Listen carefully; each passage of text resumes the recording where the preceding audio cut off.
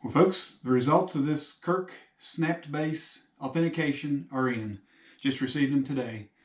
If you all haven't seen the original video, there'll be a link up in the upper right corner. You can click on it to see the original video. I sent these to premierauctionsgroup.com to let Jim Bennett, he's the operations manager and the authenticator, let him have a look at them.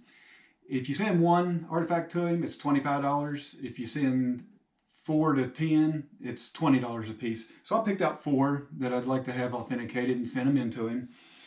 The main one I wanted to get authenticated was this Kirk snapped base. When I found it, it just didn't feel right when I looked at it. Too many hinges on it and just didn't look like a 9,000-year-old point. So I decided I'd send it off and have it checked. Well, the results of it came back, and Jim's words are, I told him I wasn't comfortable with it being authentic because of all the hinges I saw on it. And he said, I'm also not comfortable with this one. I think it is a reproduction that the base broke off of. It totally lacks surface weathering. The possibility exists that it was a cave or rock shelter find and was never in a dispositional state where weathering would happen. But I am doubtful. And I'm doubtful too, because where I found it, there was no cave or rock shelter nearby. It was laying by itself on a beach. And if you watch the original video, you'll notice I mentioned there's a lack of fire rock on that beach, and there was no other artifacts on the beach. No fire rock, no flakes, nothing that would indicate there should be a point laying there. And I know a point could be anywhere. It could be lost in hunting or just dropped while they're out and about. But generally, you'll find other evidence when you find points on the river. So, according to Jim, that one's not an authentic point. Someone's placed it there. And if you look at the base fracture, I'm going to add some good pictures in this video so you can see it. But if you look at the base fracture, there's even a hinge right there on the fracture where the base broke off. And the serrations are extremely sharp on this. All the older points I've found, if they have serrations, they're rounded off a little bit. They're not as sharp as what this one is. So in his opinion, somebody made it. It's a modern reproduction, and they broke the base off probably accidentally while they were making it, and decided, well, it's not much good now. We'll just play a joke on somebody. We'll put it down on the beach where people like to walk and look for artifacts. And I happen to be the one found it. So, got to pay attention to the artifacts when you find them. If they just look like they're new, lots of hinges on them, you might want to question whether you have an authentic artifact or not. And I'm sure it doesn't happen very often. 99.99% or more of the artifacts found are authentic Native American artifacts. But you got to be careful. A couple weeks earlier, 10 to 15 miles from that one, I found this Hopewell. And it has a little bit of examples of hinges on it, but not like the Kirk. So I wanted to get it authenticated as well. So I sent that one to him. And his response on that one is, this is another one I'm not comfortable with. Way too many fresh flakes, unweathered fractures, ledges, and flint tears.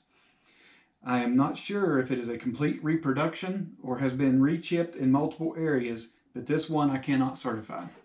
So both of those points found this spring down there on a 10 to 15 mile stretch of the Ohio appear to be modern reproductions. So you got to be careful when you're out there artifact hunting. But I sent 2 other ones. This one, and again, I'll have some good pictures added in here. This Madison I sent to him. I also found it along the river in that area, and it was a surface find, and it came back authentic. And I thought it might have been a Fort Ancient based on the size. He said, no, it's a Madison based on the flaking style and the lack of serrations on it. So that's a really nice Madison made out of Burlington chert, and I did get the certificate of authenticity for it, which I can add a picture in the video. And one other one I sent to him was this one, a big sandy.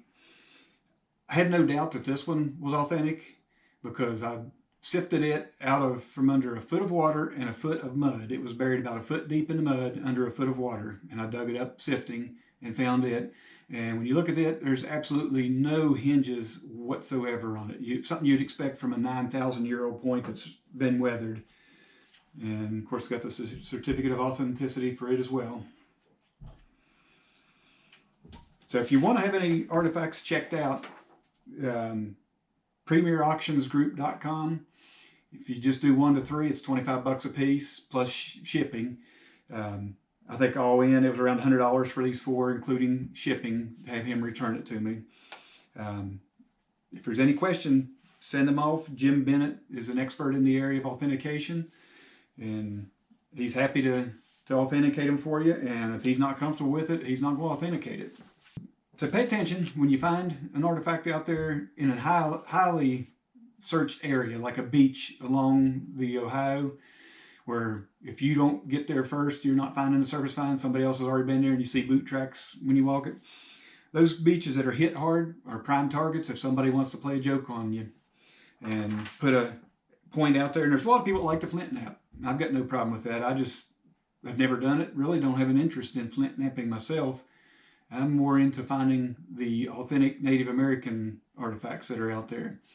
But if somebody enjoys flint knapping, that's great. Just don't put the artifacts out where people will find them trying to play a joke on them. But in this case, I kind of recognized that one didn't look right and decided to have it checked out. I've been artifact hunting for 5 years now, and that's the first one I found that just didn't feel right. It looked like a repo or reproduction. So decided to have it checked out. Now it's time to get back to hitting the rivers and see if I can find some more, and hopefully some more authentic points. If you enjoy the content, folks, and you haven't already subscribed, please click that subscribe button down in the lower right corner. I'd appreciate it. Thanks for watching, folks.